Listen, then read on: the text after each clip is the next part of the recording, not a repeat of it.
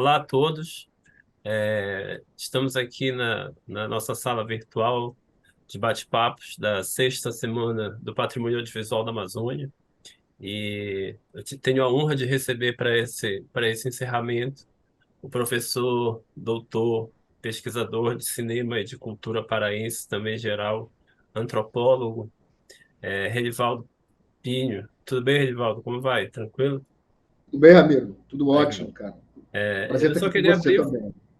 Eu queria abrir falando assim já agradecendo o Renivaldo por ser uma fonte de conhecimento rara dentro do cinema paraense, né?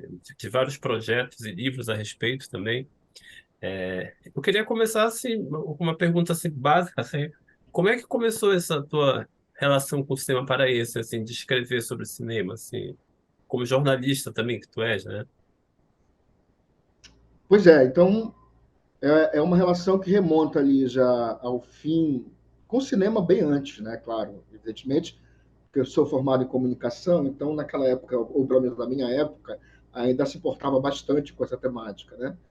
E nós, enfim, falávamos sobre cinema e tudo mais, como sempre se falou, mas isso surge com um projeto que foi elaborado por alunos e professores da FPA,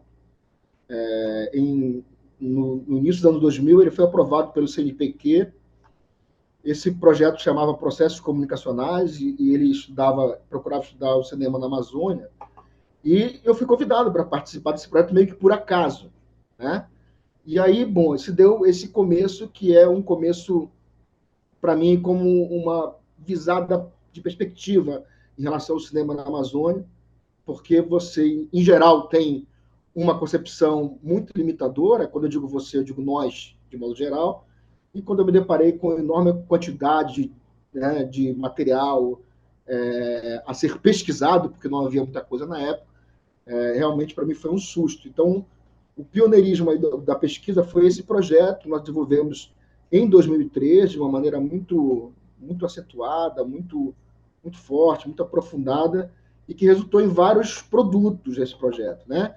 Então, ele tinha como perspectiva, o objetivo de estudar os filmes, segundo, de acordo com as suas épocas, seus contextos, e, de certa forma, preencher algumas lacunas sobre o cinema paraense, o cinema na Amazônia, porque, como tu bem sabe, é, essas lacunas ainda são muito grandes. Naquela época, elas eram monumentais, gigantescas. Existiam poucas obras, poucas pesquisas a respeito. Estamos falando aqui de 20 anos, né? Exatamente 20 anos.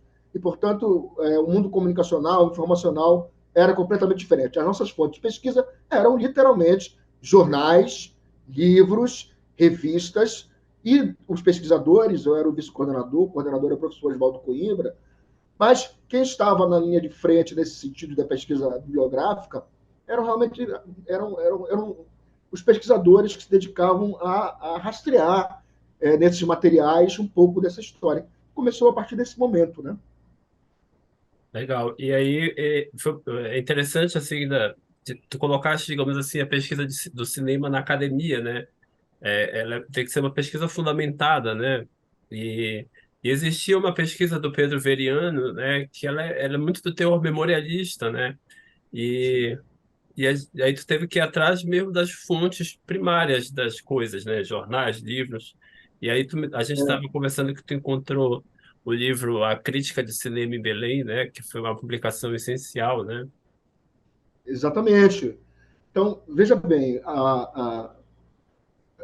o nosso trabalho, em geral, ele leva uma geração assim para ser não reconhecido, porque nem, bom, eu também não me preocupo muito com isso nesse sentido, mas para tomar a relevância para esses ambientes e para esses âmbitos. Né? Então, por exemplo, nós sabíamos, através desse material do Veriano, do surgimento do pioneiro do cinema em Belém, né? Que era o Ramon de Banhos. Então, mas nós não tínhamos um registro documental a respeito disso. Né?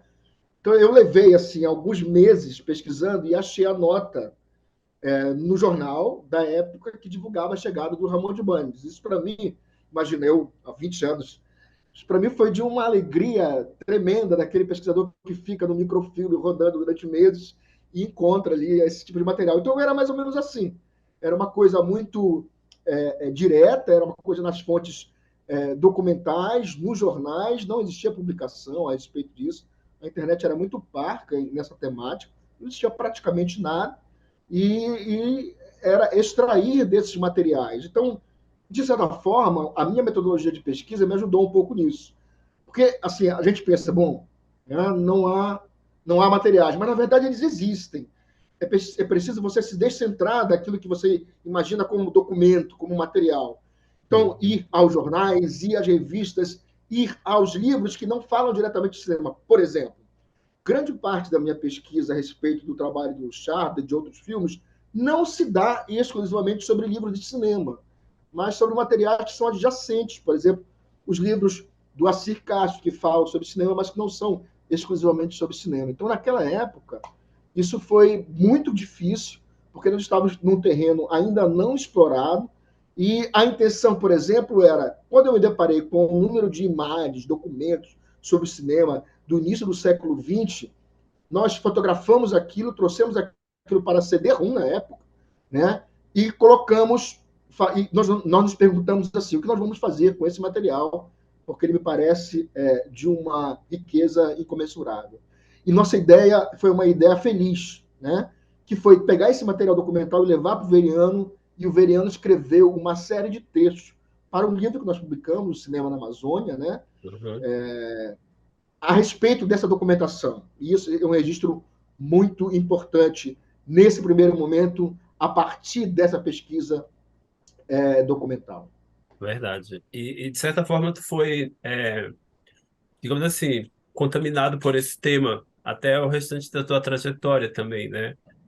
É assim, assim, uma vez ou outra tu sempre fala sobre cinema e escreveu a tua tese, que ela não é apenas sobre cinema, né? Mas ela versa sobre literatura e também como fazendo esse gancho cinematográfico, né? Que tu fez uma relação das obras com os filmes, né? Uma tese fundamental, né? Pois é, então, a partir desse momento que nós publicamos o Cinema na Amazônia, nós tivemos vários outros produtos a respeito desse primeiro projeto. Né? Nós fizemos várias entrevistas com realizadores de Belém, fizemos com a Cir Castro. Então, eu espero que um dia seja encontrado esse material. Nós gravamos em CD para que ele não se perdesse. Nós doamos para a Universidade Federal do Pará. Nós fizemos com o realizador de Ver o Peso, né, que é o Januário Guedes, né? E eu não estou lembrado aqui, nós fizemos com um outro realizador que participou efetivamente, mas não estou lembrado nesse momento. Nós gravamos uma série de entrevistas que foram, e essas entrevistas havia toda uma preparação a respeito de como eles participaram, do que eles escreveram, do que eles fizeram. Aí você imagina naquela época, e eu não estou aqui falando como se fosse uma coisa saudosista, mas consegui, por exemplo, um dia qualquer, eu consegui uma cópia, que foi uma doação, uma troca que eu fiz, com uma pessoa que eu dava um livro para ela, e ela me entregava uma cópia do dia qualquer que ela tinha na casa, porque a mãe dela tinha guardado. O Entendeu? Porque senão VHS, você. né? Com certeza o VHS. Exatamente, porque senão não tinha como extrair essa cópia, porque tinha no MIS, né? Mas para você fazer uma análise do filme, você tem que ter o filme, evidentemente, né? Para É. você ver infinitas vezes, né? Você sabe muito bem disso. O Ver o Peso é a mesma coisa, um outro filme que eu analisei, né? Não tinha cópia, né? Então, a felicidade foi que no começo dos anos 2000, o Ver o Peso entra naquela coletânea sobre filmes amazônicos, junto com Dias, Aham. Foi. etc. Aquela coletânea também importante. Isso foi uma coisa importante. Mas antes disso, o Ver o Peso passou na Cultura e eu gravei em VHS na TV de casa para poder ter comigo, porque não tinha lugar nenhum, Verdade.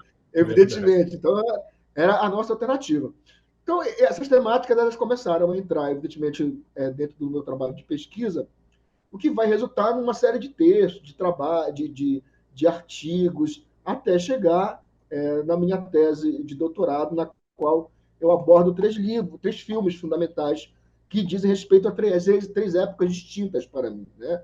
O primeiro Uhum. deles é Um Dia Qualquer, qual eu acabei de falar do, do Libra Luchardo. O segundo é o Ver o Peso, do Januário Guedes, né, de 84, o Dia Qualquer é de 65, e o outro é o Dia do Sektovich, já no começo dos anos 2000, portanto, já, né, gerações que separam épocas e filmes Uhum. diferentes. Então, ali se desenvolve uma outra pesquisa, um outro trabalho, que não é apenas documental, também é documental, mas é um trabalho profundamente influenciado por um contexto histórico, social, discursivo, que se relaciona com a teoria do cinema, que se relaciona com o contexto da cidade, com os contextos da cidade, que se relaciona com uma abordagem filosófica, que se relaciona com os discursos antropológicos, que podem se relacionar com esses filmes. Então, essa pesquisa ela se desenvolveu a partir desse momento. E, invariavelmente, eu estou falando relacionado. Renivaldo, até tu me provocaste muito com esse teu trabalho, né? Que realmente, assim, eu não tenho um conhecimento. Quando eu comecei as pesquisas, eu não tinha conhecimento acadêmico, filosófico, né? E aí, realmente, eu tive que correr atrás do prejuízo a partir do teu trabalho, sabe? Porque é uma abordagem do cinema bem filosófico e também um pouco poética também, né? Porque assim, o cinema como arte, a gente não consegue lidar com ele também só apenas objetivamente, né? Ele desperta sensações e tudo mais. E eu fui muito influenciado por essa tua criação dessas épocas no cinema, né? Tu faz quando tu fala sobre um dia qualquer, o Ver o Peso e o Dias, tu cria de certa forma já um ciclo de cinema, né? Que eu depois continuei, na verdade, na minha pesquisa, lidando com esses ciclos do cinema paraense, né? Ciclos que iniciam e depois terminam e depois são retomados por uma nova geração, né? Sobre Um Dia Qualquer, especificamente, né? É, como que tu acha que foi essa relação do dia qualquer com a cidade de Belém, assim, dentro das tuas pesquisas, assim? Porque, assim, se a gente for analisar a crítica de cinema da época, ela foi um pouco pesada com, com o filme do Líbero Luchardo, não foi? E aí, de certa forma, ele não foi muito abraçado pela cidade, assim, na época, né? Como é que tu acha, na tua opinião, que ocorreu esse ruído assim entre a crítica e um dia qualquer na época do lançamento dele, analisando agora à distância, assim.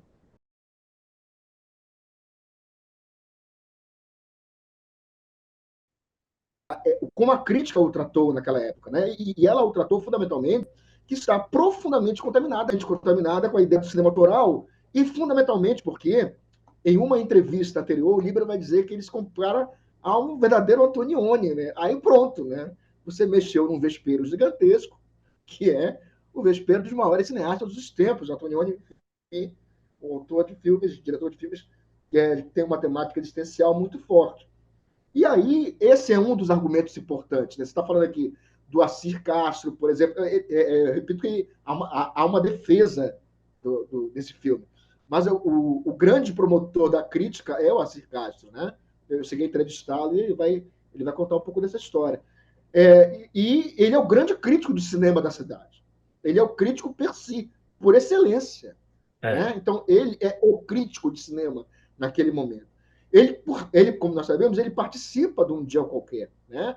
Que conta a história de um sujeito, né? O Carlos, que perde a esposa, enfim, e vaga a cidade, etc.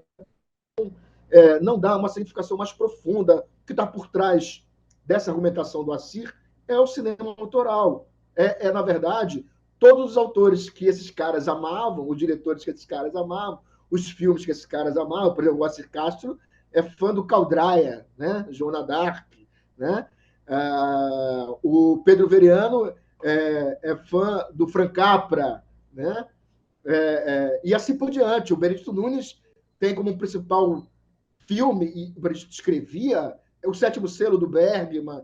Então, para você ter uma ideia, estamos falando aqui de alguns dos maiores cineastas autorais, existenciais. a Quando o régua Líbero dele escreve, estava muito alta, né? A régua muito deles que alta, analisa o muito Líbero. alta. E aí você imagina. De certa forma, há uma negatividade crítica em relação a isso, né? Mas isso tem que ser compreendido pelo contexto autoral que o próprio Truffaut identifica, o André Bazin identifica, que é, na verdade, o cinema, ele não é sempre cinema, ele é tratado como obra de arte, ele não é um registro da realidade. Né? Então, Isso, em parte, explica o fato da crítica tratar o dia qualquer desse modo. Mas não apenas isso. Né? Eu creio hoje que há, no fundo, aí uma concepção, e eu estou falando aqui dos críticos, uma concepção um pouco, digamos assim, não preconceituosa, mas uma concepção no sentido de Zimmel em relação ao forasteiro, como o Líbero paulista. Né? Não preconceito, em nenhum sentido, mas assim, talvez seja aquilo, nós poderíamos ter feito e ele fez. Isso eu esqueci de escrever no meu trabalho, sabia? Isso eu poderia ter dito. Eu acho que no fundo há um certo sentimento em relação a isso. Aham. Né? Assim, eu percebo É, que a crítica de cinema de Belém, né, apesar do Pedro Veriano ter feito alguns experimentos em filme, né, 16 milímetros, ele não chegou sim, ao sim. ponto de fazer um filme realmente assim, com começo, meio e fim, né, com atores, com a produção de cinema mesmo, né? Então, eu não sei se um Uhum. pouco isso, talvez os críticos de cinema do Pará, eles não fizeram essa transição para se tornarem realizadores como os franceses fizeram. A partir desse ponto de vista do dia qualquer, assim, como é que tu percebe depois, como é que modificou, a partir, na verdade, da morte do Líbero, né? Esse reconhecimento posterior depois da obra do Líbero Luchard, porque foi isso que ocorreu, né? Ele foi exaltado, depois da morte dele, praticamente, em 82, né? Porque, querendo ou não, o pioneirismo dele é absolutamente singular, né? Então, para você ter uma ideia, o Pará tem um longa-metragem na década de 60, né? O cinema está consolidado como longa-metragem em 1915, né? Principalmente com o cinema norte-americano, né? Então, nós levamos muito tempo para fazer longa-metragem. E não é a sede pelo longa-metragem. É também, repito, um contexto de época no qual, por exemplo, você tem a figura dos produtores de 8 e 16 milímetros, chamada geração Super 8 por alguém, o que, por exemplo, alguns, alguns comentadores e realizadores criticam, porque eles faziam 16 milímetros também, sobre o qual também eu escrevo, mas e há uma análise também a respeito disso. Essas pessoas, todas elas também são muito envolvidas pelo contexto de época dos grandes diretores e das grandes reflexões sobre a existência humana. Quer dizer, grande parte desses filmes se perderam completamente. Você estava mostrando aí o Vila da Barca, por exemplo, o que é, o que é de uma riqueza assustadora, né? Importantíssima, mas grande parte desses filmes se perdeu. E, em grande parte, ou seja, essa visão de que eu sou o autor das coisas, eu independo, né? Eu não dependo, portanto, de uma estrutura cinematográfica industrial para realizar as minhas ideias geniais enquanto autor, para criticar o humano, o homem, a existência humana, a realidade, né? Isso, em grande parte, influencia naquilo. Bom, eu não preciso de uma indústria. Cinema é indústria, não há como fazer uma grande obra. O pioneirismo do Líbero, nesse sentido, ele foi sentido a partir, percebido a partir desse momento. Né? É inegável a importância dele nesse sentido, isso leva algum tempo, e cada vez mais, por exemplo, eu sempre falo disso, mas o registro que é feito por ele sobre a cidade, sobre a região, etc., tem um caráter histórico fundamental que ainda precisa ser estudado também, abordado. Né? Eu não tenho muita perspectiva no livro, no filme dele, mas ele é ainda um elemento muito profícuo para ser realizado sob esse aspecto. E esse reconhecimento, ele tem toda a razão de ser mesmo. Verdade. E, Renivaldo, teve uma coisa que eu percebi durante as minhas pesquisas também, não sei se também tu chegaste talvez a esse fato, é que o cinema paraense ele fecha ciclos para reabrir outros, né? Por exemplo, o É, Líbero Luchard ele não deixa, digamos assim, uma estrutura montada para uma próxima geração. A próxima geração que vem, ela tem que recomeçar do zero a estrutura, como foi a geração do Januário Guedes, né? Quando fizeram aquele filme Ver o Peso. E também essa geração também se desconstrói, entra em ruínas, para que surja a geração de 2000 do Fernando Sektovich já com um novo pensamento também, né? Fecha-se um ciclo, aham, morre e recomeça-se outro, né?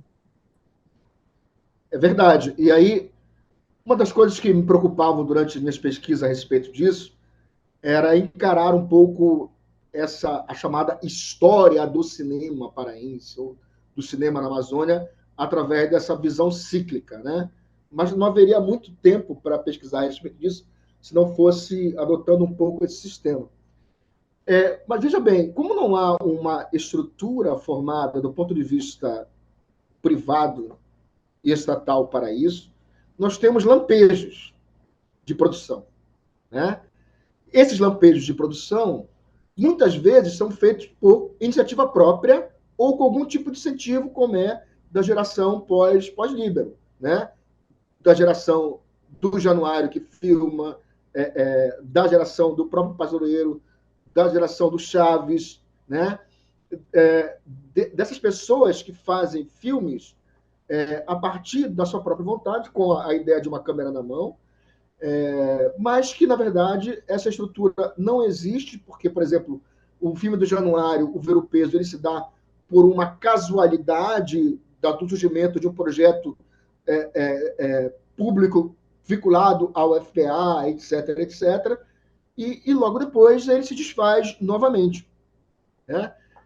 E isso se dá, evidentemente, pela não permanência dessas formas estruturais de produção. Veja, por exemplo, o que Uhum. acontece. Olha o que acontece, por exemplo, e eu estou fazendo isso no curso que eu vou exibir recentemente. O que acontece, por exemplo, na União Soviética, nos Estados Unidos, na Inglaterra, na Alemanha, né? Da virada do século XIX para o século XX. Rapidamente, esses países percebem a importância do cinema como um instrumento ideológico de propaganda e criam uma estrutura para isso, né? Então, aqui, bom, estamos na Amazônia, né? Imagina nessa época, sem esquecer, por exemplo, que o Ramon de Banhos, quando chega no início do século XX, em 1911, ele só vem para cá contratado por um industrial da borracha, que é o Joaquim Lopes. Senão, provavelmente, ele não viria. Infelizmente, os filmes dele, a maioria, né, se perdeu. Então, são feitos por casualidade, enquanto em outros lugares isso conseguiu ser criado como uma estrutura que permaneceu, né? Muitas vezes, inclusive, para produzir coisas horrendas, né? Haja vista, por exemplo, em parte da estrutura estatal alemã, Uhum. inclusive soviética. Mas, no entanto, por outro lado, aqui essa estrutura que não há, que não se criou, ela obriga, então, a esses momentos, que são os momentos de lampejo, e os momentos que não permanecem, né? E nesse sentido, por exemplo, acompanhar essa contemporaneidade da produção audiovisual é, de certa forma, um desafio, porque hoje é completamente diferente. A capacidade, a circunstância, a estrutura, né, não é, são completamente diferentes de realização e de produção. Mas ainda Uhum. hoje permanece a necessidade, Elas evidentemente, de continuam, uma coisa mais infraestrutural, né? elas continuam complicadas mesmo para o realizador. Ainda não existe essa estrutura ainda estatal, Sim, né? Assim, mas a gente entrando um pouco, passando do Líbero e entrando no Ver o Peso, né? Assim, é muito legal a tua análise que tu faz sobre o Ver o Peso, né? Porque é o seguinte, o Januário também me disse em entrevista que quando surgiu a ideia de fazer um filme, né? Resultado dessa oficina, o Ver o Peso chegou como um local assim, tipo, quase que obrigatório para ele entrar no filme, né? O Ver o Peso, além de ser um filme, assim, que eu acho muito bacana, é um documento também histórico de uma Belém, né, de 84, né, filmado em 83 e 84. Ele é um documento de uma cidade já que não existe mais, né, o Ver o Peso, né? É belo certamente. filme. É. Nós fizemos um seminário desse projeto, que foi esse projeto de 2003, no qual o Jonário também estava presente.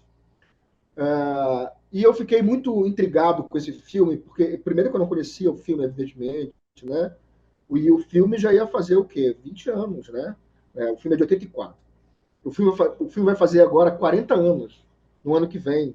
Seria Uhum, bom fazer até algum tipo de registro em relação a isso. verdade. Essa cidade, então, que o Ver o Peso traz do Januário Guedes, uma cidade que você diz que não existe mais, ela só não existe mais, ela não só não existe mais, como Ver o Peso, e eu digo isso, ele é um tipo de alerta para uma cidade que ele percebe que está desaparecendo. Então, ele pega o ver-o-peso como se fosse o talismã a ser guardado de uma existência e de uma identidade. Né? Então, eu costumo dizer, por exemplo, assim, talvez hoje, e aí o Fernando Sektovic traz, e eu procuro abordar isso no trabalho, nos trabalhos que eu escrevo, sobre a contemporaneidade e o cinema, tão importante, não os trabalhos, mas essa temática. Hoje, talvez, essa centralidade desse talismã e dessa joia rara que o Ver-o-Peso ainda tinha em 84, ela não exista mais. Né? Eu já disse isso em outros momentos. Ela não existe mais por quê? Porque o Ver-o-Peso não é mais um lugar concêntrico para o qual todas as nossas identidades amazônicas, paraenses, belenenses confluem. Né? Eu já disse uma vez e fui mal interpretado, mas eu vou repetir aqui. Talvez para o habitante da cidade nova, o supermercado seja mais importante, no qual ele passeia, ele atravessa, ele vai ao cinema do shopping, do que o Ver-o-Peso. Provavelmente, ele nunca foi ao Ver-o-Peso. Né? E das imediações.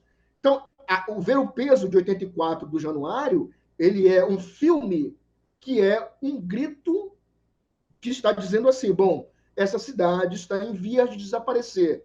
Então, ninguém mais indicado para representar esse desaparecimento, né, ou impedir esse desaparecimento, do que o local ícone, arquetípico da cidade, que é o Ver-o-Peso.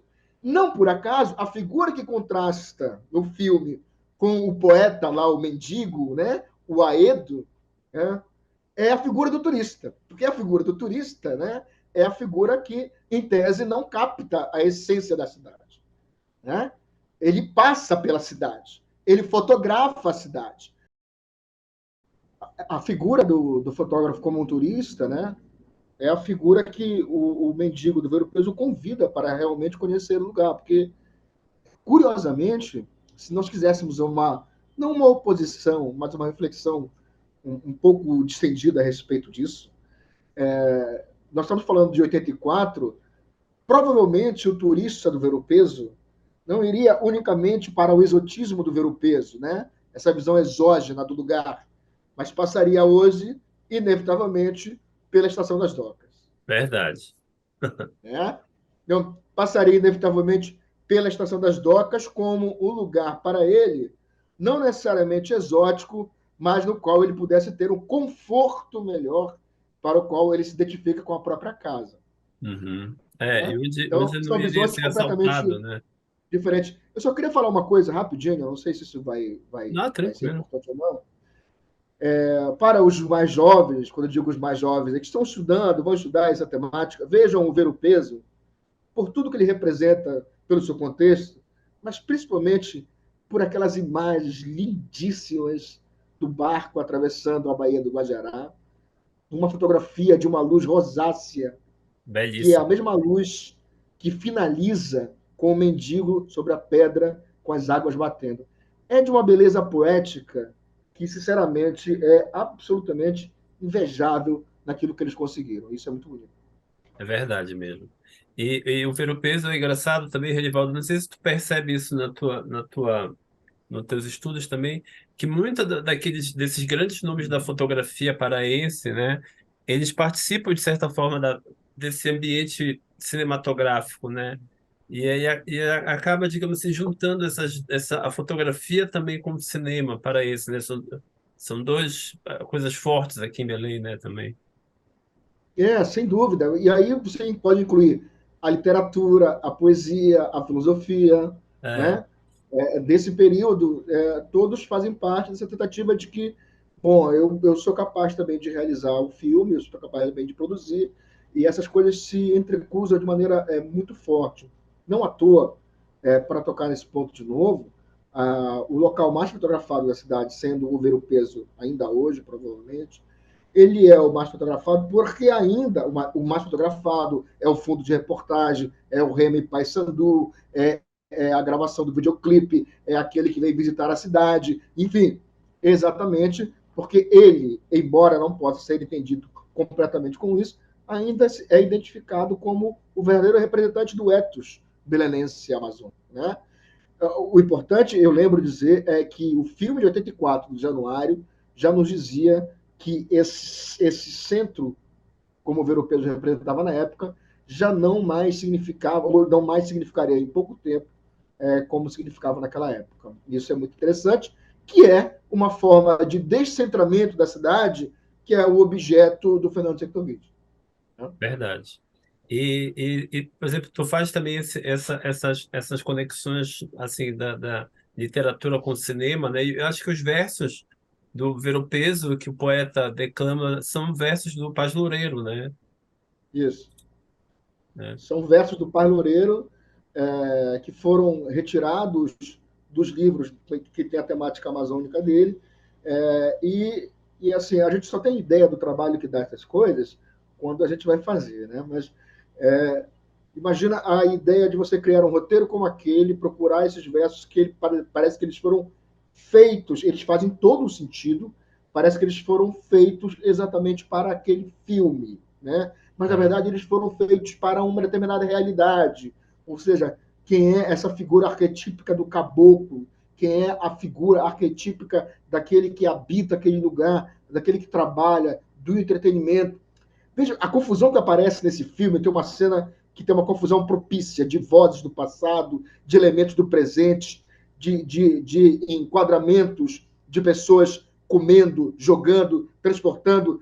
Essa confusão que poderia parecer para um cinema limpinho, muito ruim, é exatamente a essência desse filme.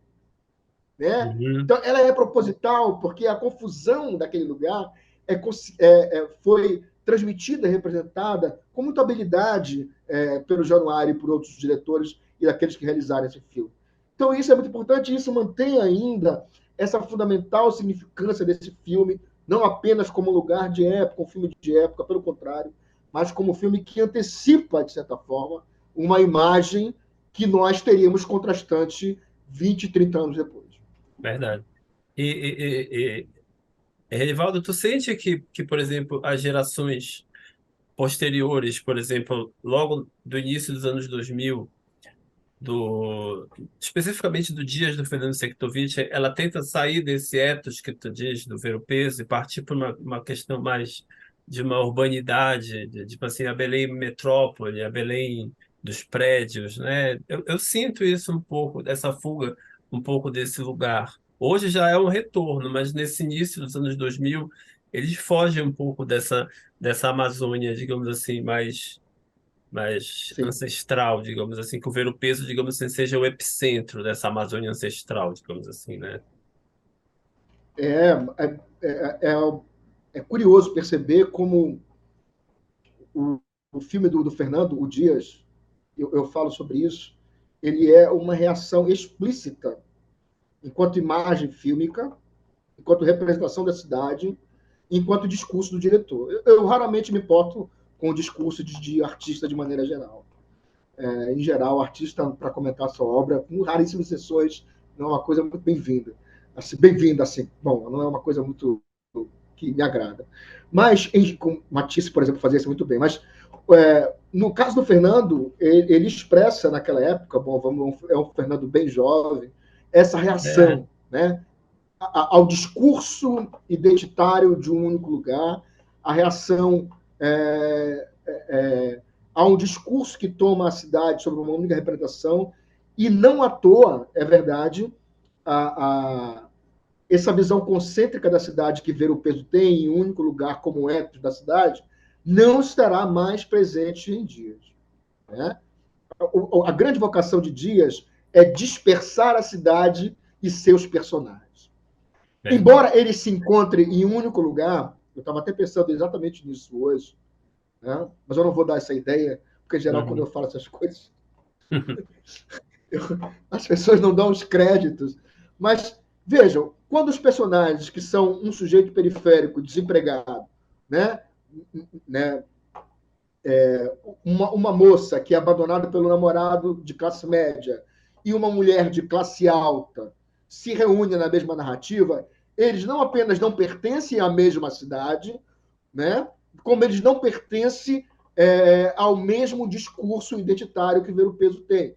Então, isso é muito importante perceber, porque o que nós estamos vendo em uma certa produção audiovisual, discursiva, analítica da cidade, o que eu procurei fazer durante muito tempo nos meus trabalhos de pesquisa, com projetos que eu desenvolvi, etc., foi exatamente tentar identificar um pouco dessas múltiplas cidades, dessas variações de representação da cidade na literatura, no cinema, na poesia, na fotografia, nas artes de modo geral. E o filme do Fernando é muito pioneiro em relação a isso.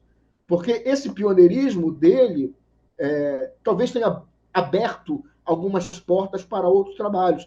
Agora, como eu digo, curiosamente, o Fernando vai se voltar para um discurso amazônico com uma tinta, Verdade. anos depois. Ele nega aquele discurso urbano, né, da Aham. metrópole e volta de novo para uma mítica amazônica, né? Exatamente. Mas o momento de virada dos anos 2000, ele é um momento muito importante, porque ele marca. É, lembrar que, por exemplo, O Dias é um filme premiado, que foi por políticas públicas realizado, assim como outros filmes do período, e que seria pouco provável conceber que esse filme seria premiado hoje antes de ser realizado, para ser realizado. Porque ele se diferencia, evidentemente, daquele discurso ou daquele arquétipo do lugar. Né? Eu não sei se nós Uhum. teremos ainda, cada vez mais ou cada vez menos, esse tipo de representação. Por isso que a comparação possível a Dias na literatura ela só pode ser feita com Edir Augusto, né? Tem razão. Que hoje em dia está tão em voga. Né? E é, essa questão dos editais, né? A questão do cinema feito a partir de editais, de uma curadoria, entre aspas, que escolhe os temas que seriam mais pertinentes a serem retratados, né? Ser levados à tela, talvez cause essa ruptura entre o discurso do cineasta, que ele quer mostrar, e uma adaptação dessa linguagem da Amazônia que se quer assistir, por exemplo, né? Eu Ah, acho sem que dúvida tem, nenhuma. né? Os Sem editais dúvida eles nenhuma. amarram um pouco essa essa essa vontade de tratar em temas mais espinhosos, por exemplo, né? Mas, meu caro Ramiro, na mesma época, isso eu falo de maneira discursiva, né? Os editais que promovem esses filmes, eles são explícitos em identificar uma identidade amazônica. E não há, talvez não haja algo tão limitador, para não falar uma outra palavra, já que está sendo gravado, do que Uhum. você dizer que há uma identidade amazônica. Né? No mundo contemporâneo, ou mesmo no mundo de 20 anos, 30, 40 anos, com todas as modificações pelas quais a região, Belém, o estado do Pará passaram, é inconcebível, eu posso dizer assim, que você tente alcançar um tipo de identidade irremovível, intocável, absolutamente representável sobre a cidade, sobre o estado, sobre a Amazônia. Né? Então, Uhum. eu mesmo escrevi um texto agora há pouco, que é sobre uma avenida urbana de Belém. Então, o que eu insisto em dizer, sim, é na Amazônia, porque parece inacreditável isso. Essa visão que muitas vezes nós julgamos ser exógena, fora daqui, ela é também uma visão muito interna daqui, porque, afinal de contas, nós ainda estampamos, né, a ideia da cabanagem em uniformes de time de futebol.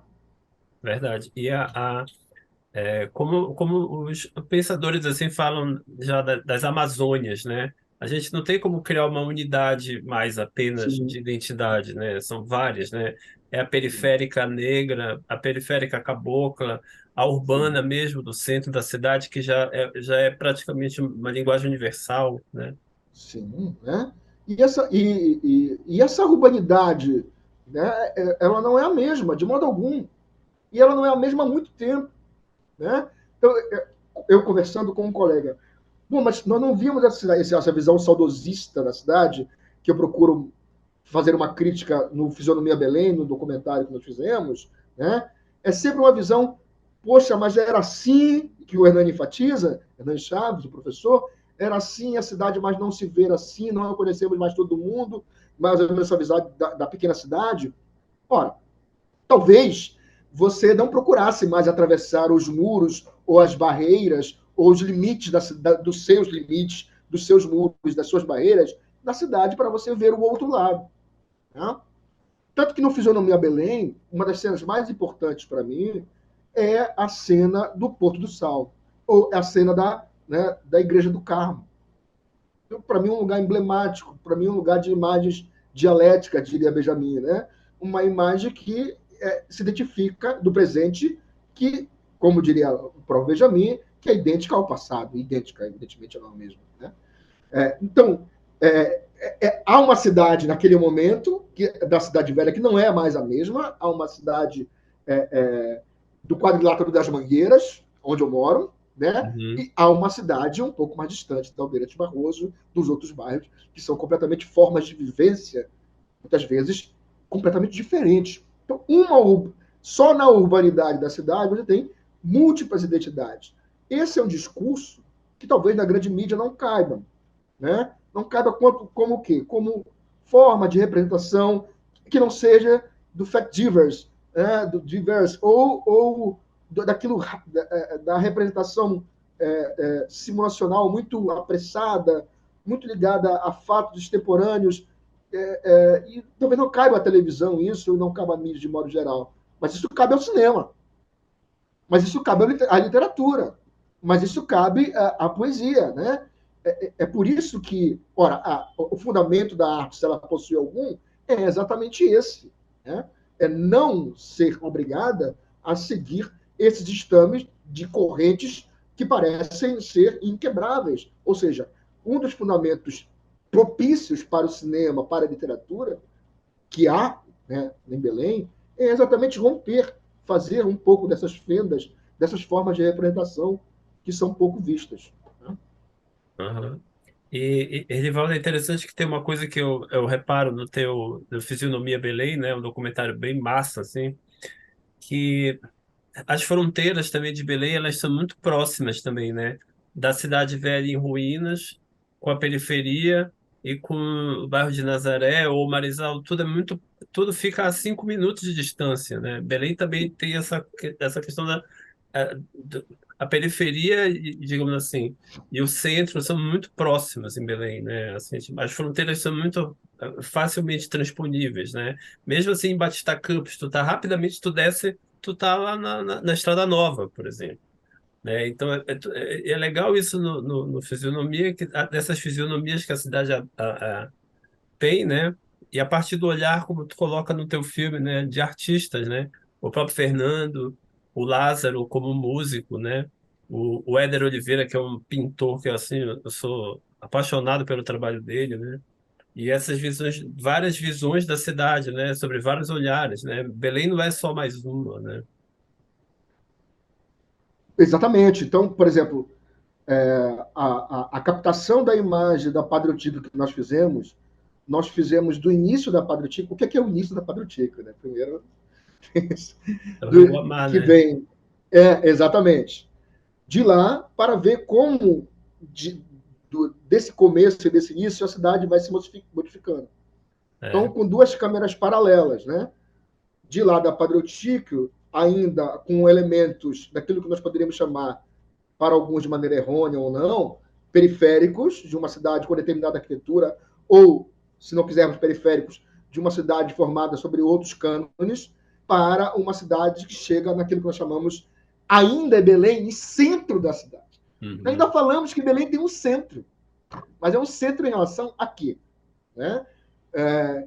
E também, nessa forma de representação, como você está falando, que as coisas parecem muito próximas, e que no documentário, no filme do Fernando, isso também aparece de maneira muito clara.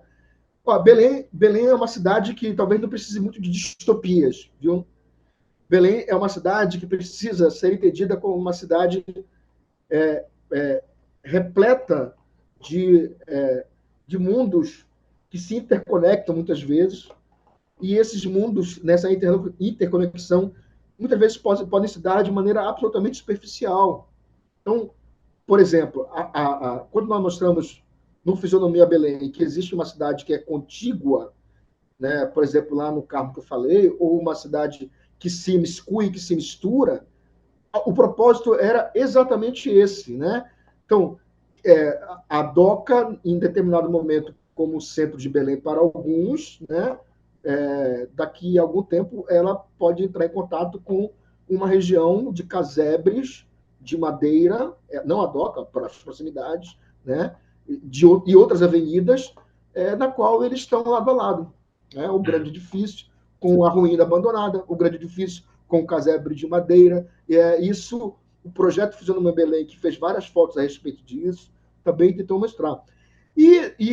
Uma das coisas que mais importantes do filme era exatamente mostrar como a visão desses caras, desses intelectuais, desses artistas, uma visão não apenas contemporânea e reveladora da cidade, mas uma visão extremamente crítica em relação a essa contemporaneidade e crítica em relação a esse saudosismo de uma cidade que permanece, como toda cidade, né, presa em algum passado, mas que essa forma de se prender em algum passado em nada contribui porque é uma prisão que apenas a vangloria, de certa forma. Uhum. Isso é, de certo modo, muito problemático, muito crítico, como o próprio professor Hernani diz.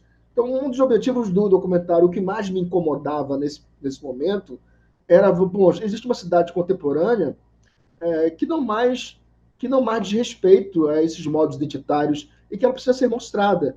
E esse foi um dos objetivos que nós fizemos ali. Acho que talvez nós tenhamos conseguido alguma coisa em relação a isso. Uhum. E tem uma camada que eu acho importante, assim, que uma camada sonora. É, quais são os sons dessa cidade de Belém, entendeu? E é legal que, por exemplo, já o Fernando em Dias, ele já faz uma trilha sonora com, acho que com uma banda da época, que era também que fazia uma junção entre o carimbó e o metal, né? E o Epadu. carimbó e a guitarra, Epadu. E também depois o Cravo Carbono, né? Que, de certa forma, a Jorane coloca o Pio Lobato como a trilha sonora, geralmente, dos filmes dela, né? Que é uma guitarrada amazônica, né? Mas um pouco mais é, jazzística, digamos assim. E me incomoda um pouco essa padronagem de estabelecer os sons do Pará, sabe? Assim, eu acho um pouco mais diverso isso. Assim, por exemplo, agora as guitarradas estão, na verdade, dominando as trilhas sonoras, assim, né? Criando uma atmosfera própria, assim, de imagem, né? Já foi a MPB do Nilson Chaves antes. O Sebastião Tapajós, antigamente, era a trilha preferida das imagens amazônicas, do Sebastião Tapajós. Agora é o Mestre Vieira, sabe?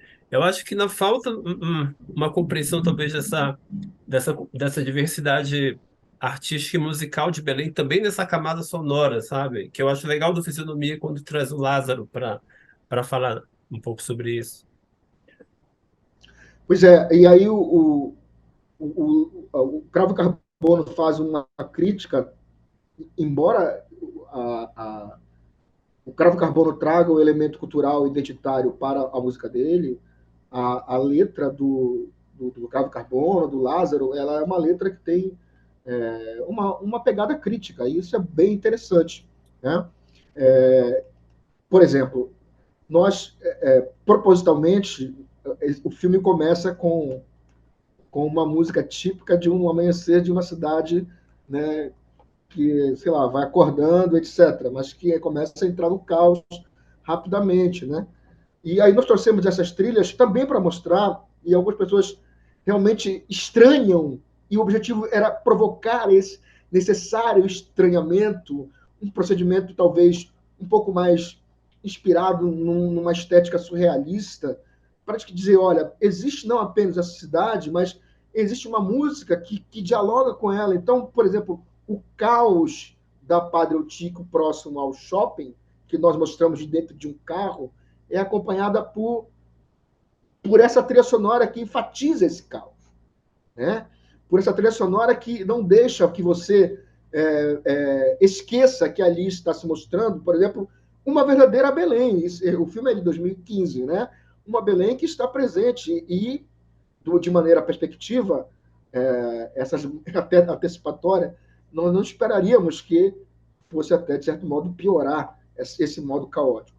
Essas camadas sonoras, propositalmente escolhidas, é exatamente para provocar um certo estranhamento em Aham. relação a essa visão única da cidade. É interessante, né, Redivaldo, não sei se está cortando o som, que o Líbero Luchardo escolhe o Valdemar Henrique, primeiramente, e depois o Paulo André Barata, no último filme dele.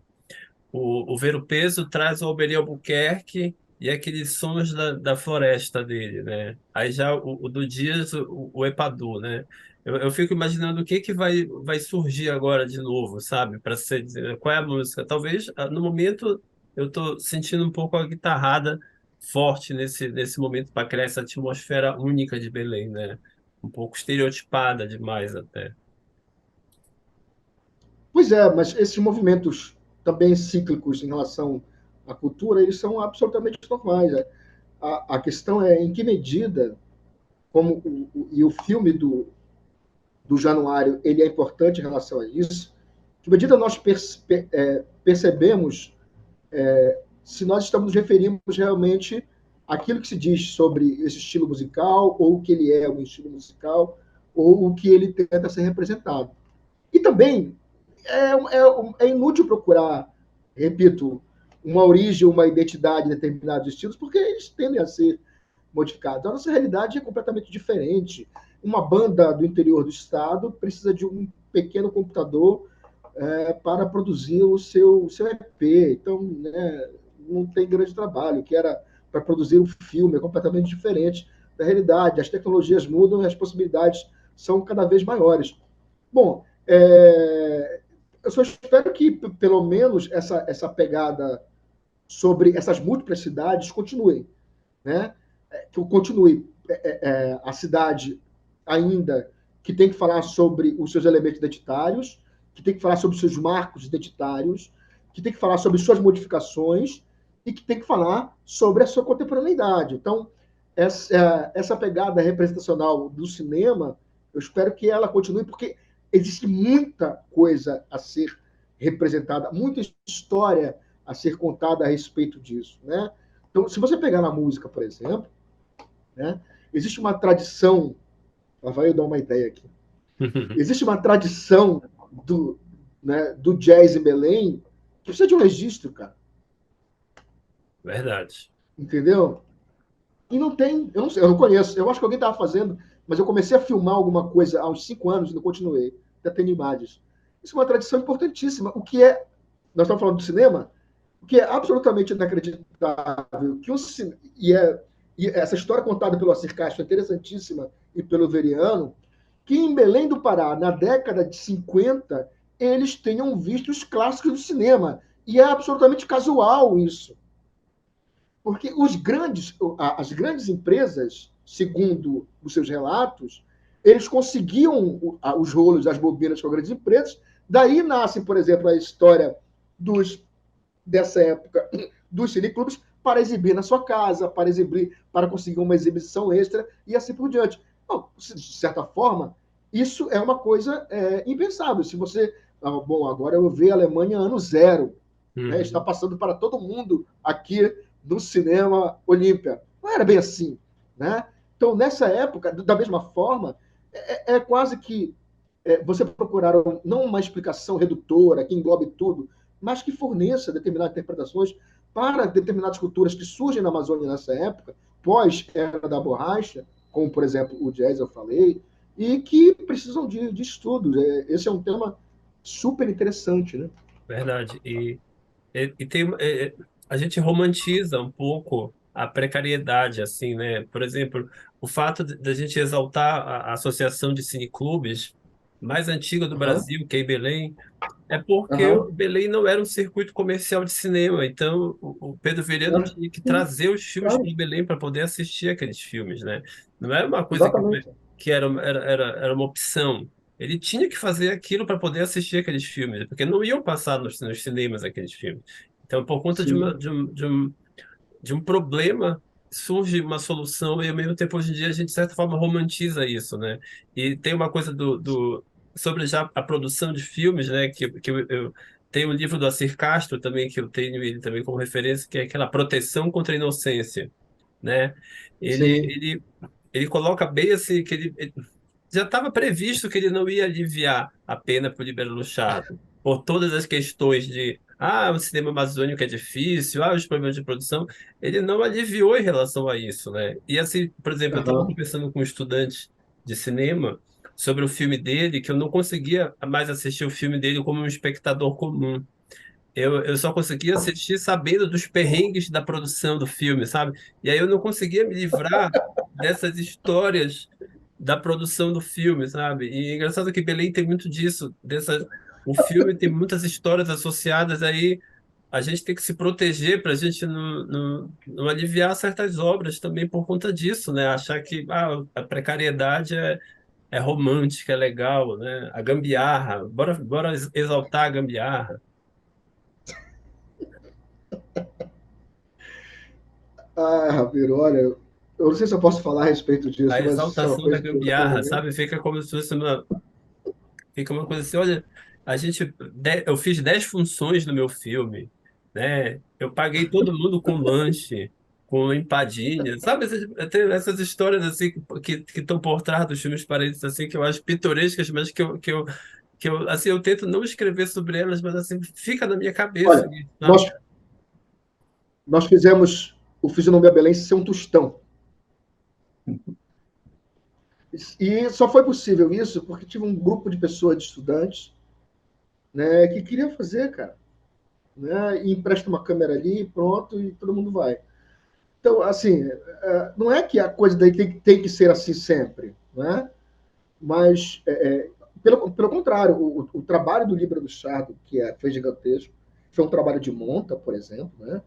Que é um trabalho estrutural mesmo, né? Se você vai ver as cenas em panorâmica da festa do Boi Bumbá na Praça da Ida, República, a verdade. qual o Assir Castro é o jurado, é Uhum. uma cena enorme com vários figurantes, etc. É Né? verdade. Pois é, então isso com uma produção de câmera não é nada amador. Né? Uhum. E olha, vendo em perspectiva hoje, é realmente muito louvável que nós tenhamos esses registros. Né? Mas olha, por falar nisso, eu até mencionei há alguns anos, por exemplo, dia desses eu vi uma imagem do Emílio Guedes sobre o Círio de Nazaré, datado, sei lá, não me lembro exatamente agora, de um pesquisador. Achei bastante interessante aquelas imagens. Tem um documentário sobre a morte do Magalhães Barata, não sei se você já conseguiu ver, Uhum. que Perde o é um Pará, negócio perde o Pará, seu grande líder do Líbero Luchardo, né? incrível, incrível do Incrível. ponto de vista de registro, para você ver como ele era, em termos de registro, absolutamente técnico, viu? E se você quiser uma palavra que não faz jus a ele, absolutamente correto, né? Porque aquele documentário ele é absolutamente redondo, bem filmado, montado, etc. Então, para você ver que naquela época ele pretendia mesmo fazer algo profissional. Bom, mas a realidade de hoje é completamente diferente, né? Uhum. Nós temos umas outras possibilidades de realização. Até queria chamar a atenção que essas possibilidades de realização, só para todo mundo assim, que não dependessem sempre, né? Por exemplo, eu preciso de alguma coisa, senão eu não vou conseguir fazer nada. Porque senão assim, a gente não sai do lugar. Então, às vezes, É, muitas vezes, é verdade. preciso nós tomarmos a frente. Porque só se você imaginar, por exemplo, a figura, é claro que o cinema é outra coisa, mas a figura do produtor como autor, que é a figura cinematográfica dos anos 60, a qual eu me referi, é muito próxima à figura do artista solitário, do pintor ou do escritor. O escritor, o pintor, o cinema não, repito, não é a mesma coisa, eles são, por excelência, um trabalho solitário, como um pesquisador, muitas Uhum. vezes, como um intelectual, como um escritor, que não necessita ou não deveria necessitar sempre, por exemplo, de que, bom, se eu não tiver determinado tipo de infraestrutura, eu não estou falando que isso não é necessário, eu não vou fazer nada. Né? Então, eu concordo com você nesse sentido. E Renivaldo tem uma figura interessante no Pará, né, que é o seguinte, que é o realizador produtor mesmo, como tu falaste, que se ele não fizer o projeto do filme, conseguir os recursos e começar a produção, ninguém vai convidar ele para ser diretor de um filme. É engraçado essa figura. por exemplo, o Roger Larra, a Jorane, o Fernando, o Matheus, etc. e tal, se eles não fizerem todo aquele corre de pré-produção para conseguir recursos, eles não dirigem filmes. Não existe a figura do produtor de cinema no Pará. Por exemplo, que pegaria um livro, por exemplo, pegaria o livro do de Proença, conseguiria recursos e contrataria um diretor para fazer esse filme. Essa figura praticamente não existe no Pará. O Mas Líbero vamos fazer Chave isso com comprar o livro do Edir, né? Mas não é é, daqui, né? e vão contratar algum diretor para fazer, certamente não daqui, né? E Certamente, talvez eles. certamente. Agora, o filme do Edir, as imagens que ele traz não podem ser filmadas em outro lugar. Isso é uma coisa que com certeza vai ter que ser filmado aqui, esse filme. Eu não sei. Será? Nossa, será que vai ser feito em Recife? Eles podem mudar para Recife, talvez. Eu não sei. Eu não Muda, sei. muda a É atmosfera verdade. para Recife, porque lá tem Tecnobrega também. Então pode ser feito lá em Recife. Tem mais produtoras lá, tem mais atores lá. Mas tu sabes, como pesquisador de cinema, que a estrutura cinematográfica ela começa a surgir no final do século XIX, início do século XX, quando o cinema deixa de ser aquele cinema de apresentação, de espetáculo, né, circense ou de espetáculo Uhum. como Folguedo, etc., para se tornar uma produção industrial. E aí se divide isso, né?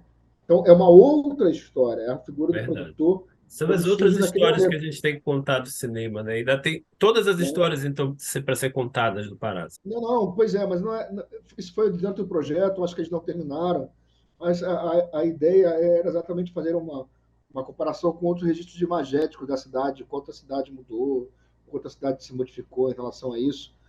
Esse é um trabalho, e disponibilizar agora, como o teu trabalho está fazendo, o Vila da Barca aí, divulgando essa restauração aí, é muito importante.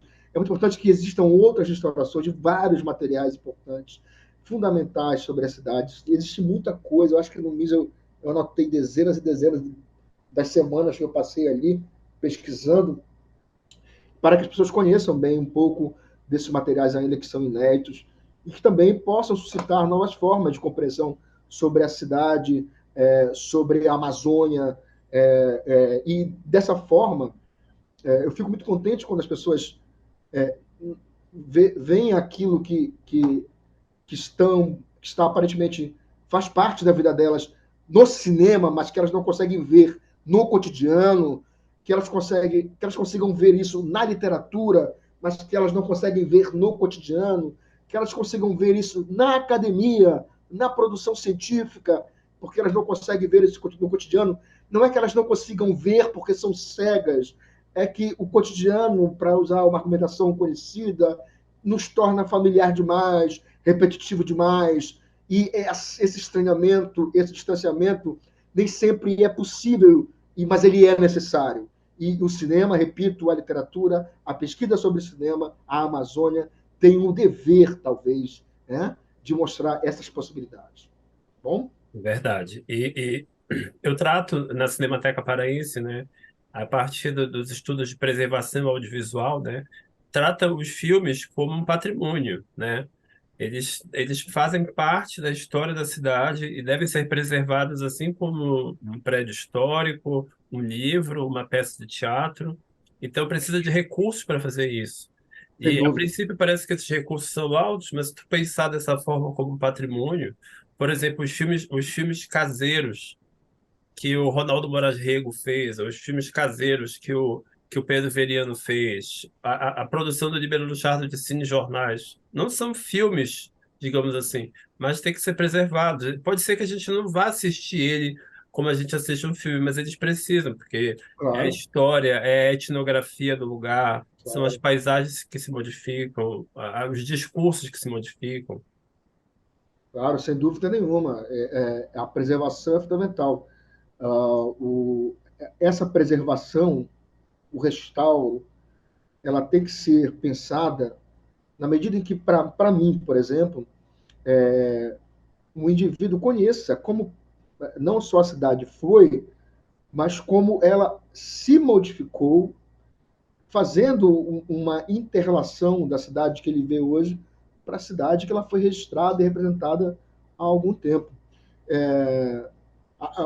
O filme arquetípico disso é o filme sobre o, o hotel do padroeiro que não existe mais, né? Hoje é um outro hotel que foi derrubado. E os outros filmes que são tão importantes quanto. Uma pena que nós perdemos grande parte desses filmes, né? Uma outra coisa, se você for editar aqui, na, há uma lacuna no cinema paraense que se deve em parte pela Segunda Guerra Mundial, que precisa ser pesquisada. Então, é uma outra dica para os alunos, aí, futuros Aham, alunos, verdade. pesquisem sobre isso. Há um salto do cinema paraense, da chegada de Ramon de Banhos para a década de 50, 40. Isso precisa ser estudado, isso é uma lacuna que precisa ser averiguada. Isso é importante também. Verdade, Renivaldo. Eu te agradeço muito, assim, por esse nosso papo, assim, tinha muito assunto mais para tratar e, assim, vamos manter contato e pensar em coisas também para fazer juntos, entendeu? Eu que te agradeço, cara, foi muito bom. Agradeço a oportunidade de falar um pouco sobre o meu trabalho, de falar um pouco sobre essas pesquisas e de, fundamentalmente, incentivar as pessoas a realizarem pesquisas nessa área, a ir atrás, às vezes dá trabalho, às vezes é estimulante, chega um mês de pesquisa, poxa, não encontro, não Uhum, aguento mais olhar classificados, não aguento mais ver filmes, mas não é você encontrar o seu objeto, talvez o seu objeto esteja mais próximo do que você imagine, não é você deitar uhum, sobre o seu objeto, é você se identificar, né, de certa forma, com uma possibilidade de pesquisa. Então, que as pessoas se estimulem cada vez mais a tomar o cinema, o teu projeto é interessantíssimo em relação a isso, a tomar o cinema como objeto de pesquisa e, fundamentalmente, tomar o cinema para além das suas curiosidades, tá? Então, por favor, leiam pesquisa cinematográfica que trata o cinema como algo que se relaciona com a vida e não apenas com curiosidades. Isso é muito chato e repetitivo. verdade. Valeu, Renivaldo. Eu te Obrigadão, viu? agradeço, cara. Obrigadão. Um abraço aí.